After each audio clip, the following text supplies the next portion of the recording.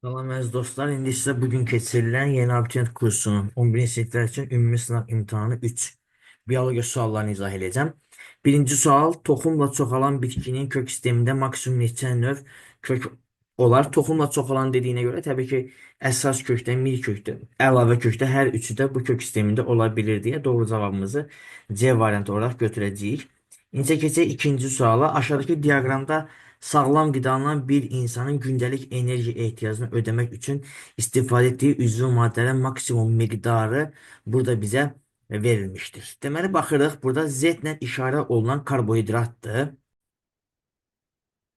Buna görə burada Z-ə karbohidrat yazaq. 85 qram zülaldır. Burada zülal yazacağım.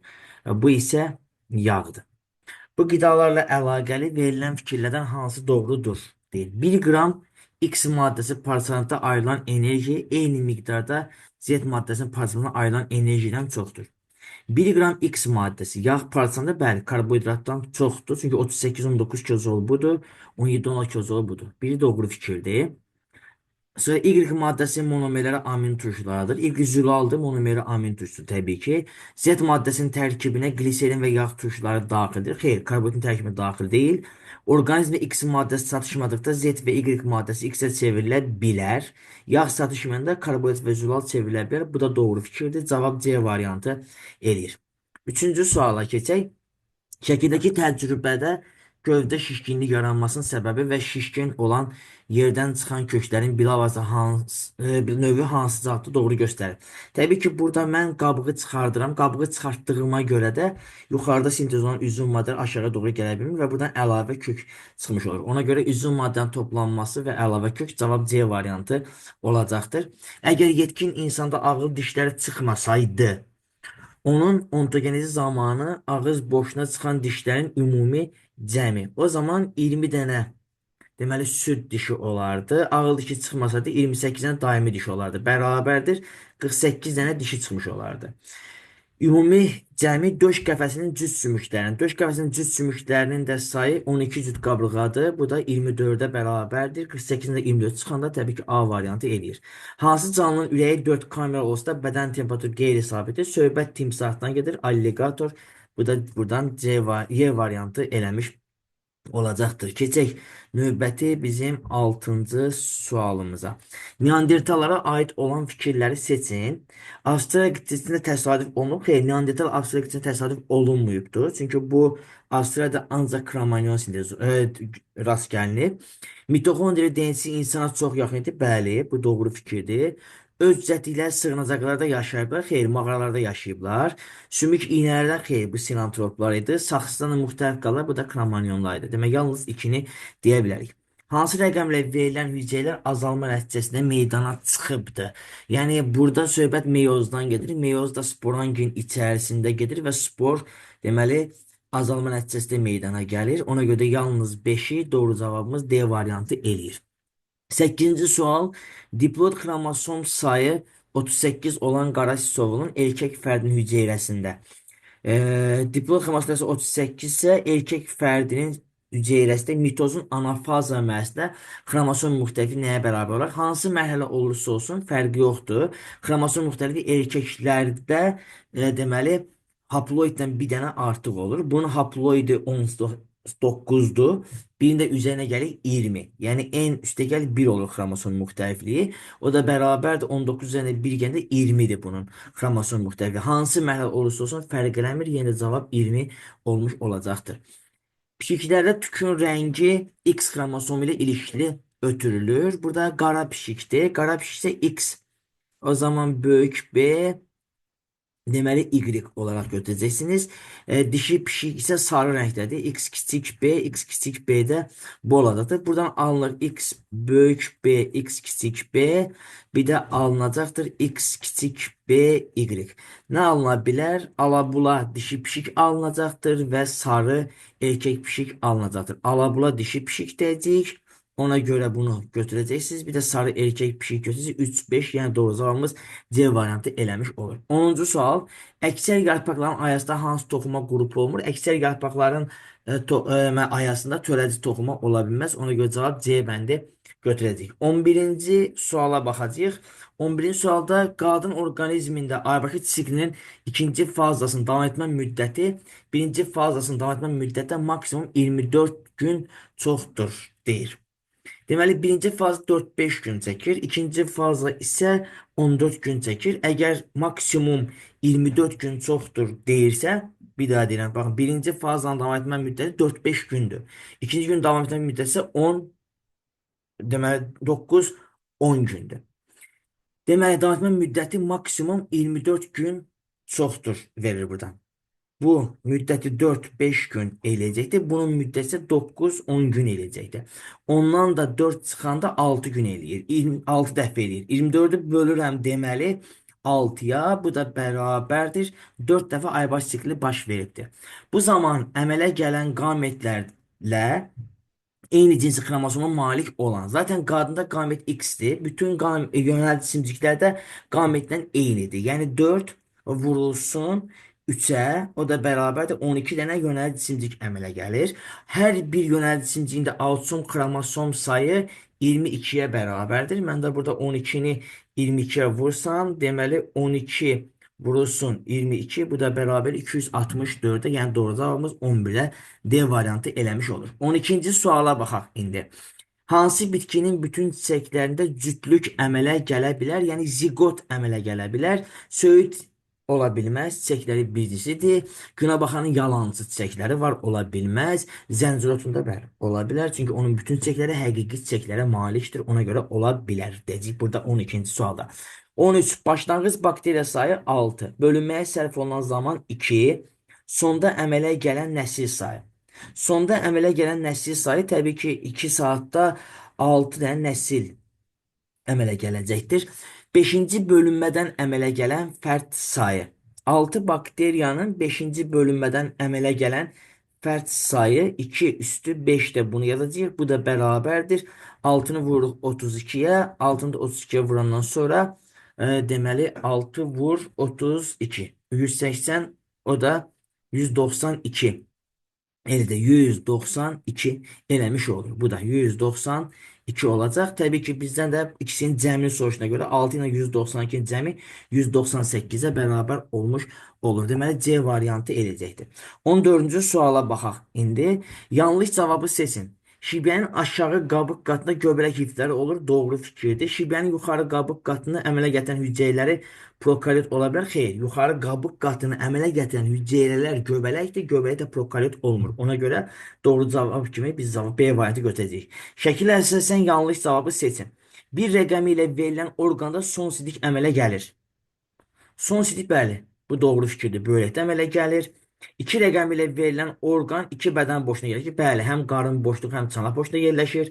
4 rəqəmi ilə verilən orqan sidiyi orqanizmdən xaricə çıxarır. Bu da doğru fikirdir. 3 rəqəmi ilə verilən orqan epidelisi endoderma mənşəlidir. Soruşur burada bizdən, deməli baxırıq. Bu da doğru fikirdir. Bir rəqəmlə verilən orqan qaraciyərlə eyni işləyən və rəqəmi xeyr. Bu yanlış fikirdir. Doğru cavabımız Y variantı olacaqdır. 16-cı sual, doğru cavabı seçin.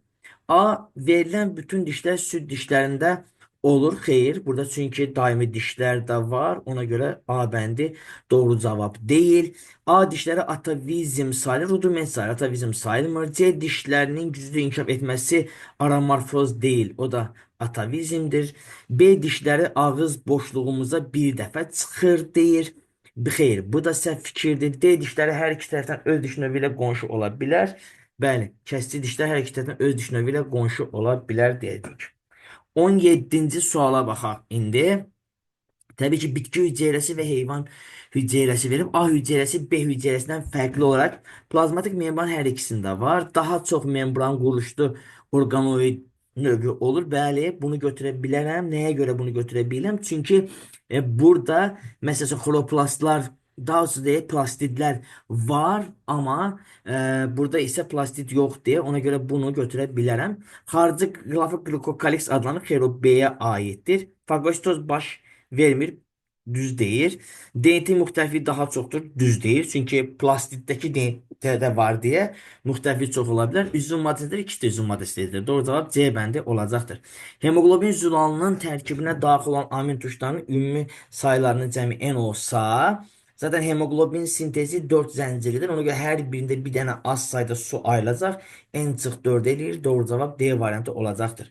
Verilən fikrin hansı doğrudur? İlk sidik qıvrım sidik kanalcıqlarında əmələ gəlir. Xeyr, qədəhə bənzər kapsulda əmələ gəlir. Nefron venasında olan sidik cövhərinin qatılığı gətici arteriyadan çoxdur. Xeyr, bu da səhv fikirdir.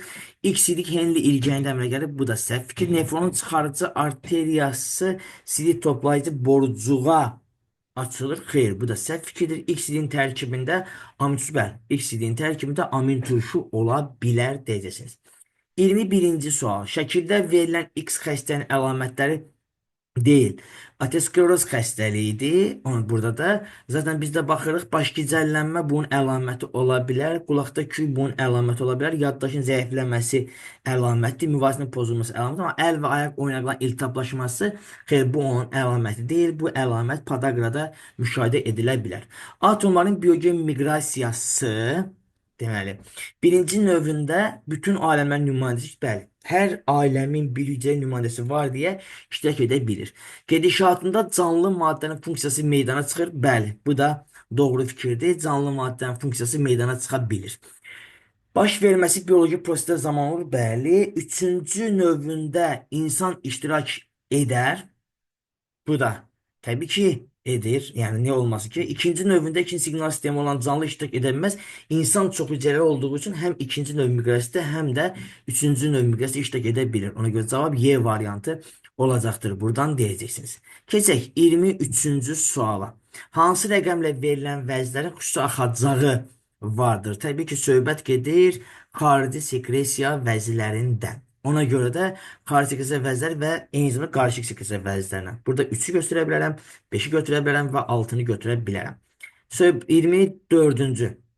Şəkilə əsasən verilən fikirlərdən neçəsi doğrudur deyəcəksiniz. Baxırıq. İki boruları gövdənin qabıq qatında yerləşir. Bir ələyə bənzər borulardır, iki oduncaq borulardır. Qabıq qatında yerləşir. Bu fikir səhvdir. Qabıq qatında yerləşməyəcəkdir. Bu yerləşir iki oduncaq qatında. Bir boruları gövdənin qabıq qatında yerləşir. Bəli, doğrudur. İki boruları qeyri-üzvü maddə hərəkət edir. Bəli, doğrudur. Bir boruları ələyə bənzər boruları canlıdır. Bəli, doğrudur. İki borularla üzvü maddə hərəkət edə bilir. Bəli, erkən yazda hərəkət edə bilir. Bu da doğrudur. Ona görə 2, 3, 4 və 5 cavabını buradan götürəcəyik. Borucuqlu göbələklərdir. Şampiyon borucuqlu deyil, solğun əzvay borucuqlu deyil, yağlı göbələk borucuqludur, qov göbələyi borucuqludur, ağ göbələk borucuqludur. Ona görə 3, 4 və 5 cavabını buradan götürürük. 26-cı suala baxıram indi. Bəli, 26-cı sualda şəkildəki canlı haqqında hansı fikir doğrudur? Təbii ki, bizə akula verib. Akula da suda, dənizdə yaşayan balıqdır deyirik. Bədəndəki təzyiq sudakı təzyiqdən aşağıdır. Bəli, dəniz suyunda təzyiq daha yüksək olur. Bunu götürəcəksiniz. Ona görə biri. Sonra yaşadığı mühitdə təzyiq aşağıdır. Xeyr, bu fikir səhvdir. Sonra gəlir bura. Çoxlu sidik ifraz edir. Xeyr, az sidik ifraz edir. Bu da səhvdir. Az miqdar sidik ifraz edirlər. Bu doğru fikirdir. Heç vaxt su içmir. Bu fikir səhvdir. Daimi su içirlər. Bu da doğrudur. Ona görə 1, 4 və 6 cavabını götürəcəm. 27-ci sual. Pəncərüzgəcli balıqlar meydana çıxıb deyir. Pəncərüzgəcli balıqlar meydana çıxıb, zehirli meydana çıxıb, dişlərin ixtisaslaşması baş verib. Bunların meydana çıxdığı geoloji erada nələr baş verə bilər? Pəncərüzgəcli balıqlar meydana çıxanda stekosefallar meydana çıxdı. Ona görə 1-ə C-ni yazacağam. 2-yə baxıram, zirehlər meydana çıxdı. Bu zaman onurğa yaranıb. Ordovikdə A-nı qoyacağım bura. Bir də bitkilər quruya çıxdı. Y-ni yazacağıq. Dişlərin ixtisaslaşması baş verdi. Trilobitlərin nəsli kəsiləndə B-ni yazacağım bura. Bir də daş kömür meşələri yox oldu. D-ni yazacağım bura. Növbəti sualımız. DNT molekulunda olan bütün nukleotidlər 4 rabitənin əmələ gəlməsində iştirak edib. Bu DNT molekulunda hidrogen rabitənin sayı 456-ya bərabərdir. Bu molekulun orta molekul kütləsi neçə olar deyir. Zaten belə bir şey baxırıq. Hamısı 4 rabitə əmələ gəlsə, başda guaninlə sitozindir.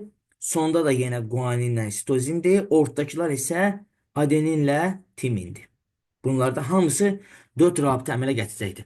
Hidrogen rabitələrinin sayı 456-ya bərabərdir. Mən 456-dan 6'nı çıxacam. Bunları çıxacam qoynostozinləri. Bərabərdir 450 eləyəcəkdir. Çünki 450 dənə rabitə isə sadəcə adeninlə timin arasında olmuş olur. Əgər 450 dənə də rabitə adeninlə timin arasındadırsa, 450-ni də deməli 56-dan daha doğrusu 6 rabitəni çıxdım. Belə də bir şey eləyə bilərəm sizin üçün daha rahat bir şəkildə olsun deyə. Məsəl üçün ümumi hidrogen rabitələrinin sayını 456. Bilir ki, ümumi nükleotidlərin sayı üstəgəl sitozin sayı bərabərdir ümumi hidrogen rabitəsinin sayına. Demək, çıxıram burada sitozinlərin sayını 2-ni bərabər 454 dənə mənim deməli nükleotidim var imiş. Baxın, 454 dənə nükleotidim var imiş. Kütləsini soruşur. 454 vurulsun 300'ə bərabərdir 454 vurulsun 300'ə, o da bərabərdir 136.200. Bu bunun molekul kütləsi elədir. Molekulun verilən hissəsinin uzunluğu neçə nanometr olar? Əgər 454 dənə nukleotin varsa, tapmayın ki, bir zəncirin uzunluğu nə qədərdir? Bunu böləm 2-yə. Bərabərdir 227 eləyəcəkdir. Və 227-ni də vuracam. Uzunluğu neçə nanometr olar? 227 vuram 0,34'e. Birinin uzunluğu 0,34'tür. Ona göre de vurdum 0,34'e. Bu da bərabər elədi 77,18'e. Nəhayət bu molekulun tərkibində olan 2 qat hidrogen rabitələrinin 3 qat hidrogen rabitələrinin sayına olan nisbətini hesablayacağıq. Zaten 3 qat hidrogen rabitələrin sayı cəmi 2 dənədir. Bakın 3 qat hidrogen rabitələrin sayı cəmi 2 dənədir. Bunu bildik. Yerdə qalanları 456 dənənin buradan baxın 6 dənəsi guanin sitozindir. Yerdə qaldı 450'si. 450 də bölürəm bunu təbii ki mən 2'yə. O da bərabər 225. Deməli 225 dənə də 2 qat hidrogen rabitəsi var. 225'i də 2'yə böləndən sonra düşür. Deməli buradan adenin sayının, guaninin sayının və ya da sitozin sayının olan nisbəti kimi götürə bilərəm bunu. 2'dir. 2 qat rabitələrinin sayı. 2 dənə olacaq 3 qat rabitələrinin sayı. Amma 2 qat rabitələrin sayına da baxdıqda onlar da 225'e bərabərdir. Yəni 2 qat hidrogen rabitələrinin sayı 225 olur. 3 qat rabitənin də sayı 2 olur. Və ya da bunu tərsinə də deyə bilərsiniz. Fərqi yoxdur. Çünki birinci 2 qatları soruşur.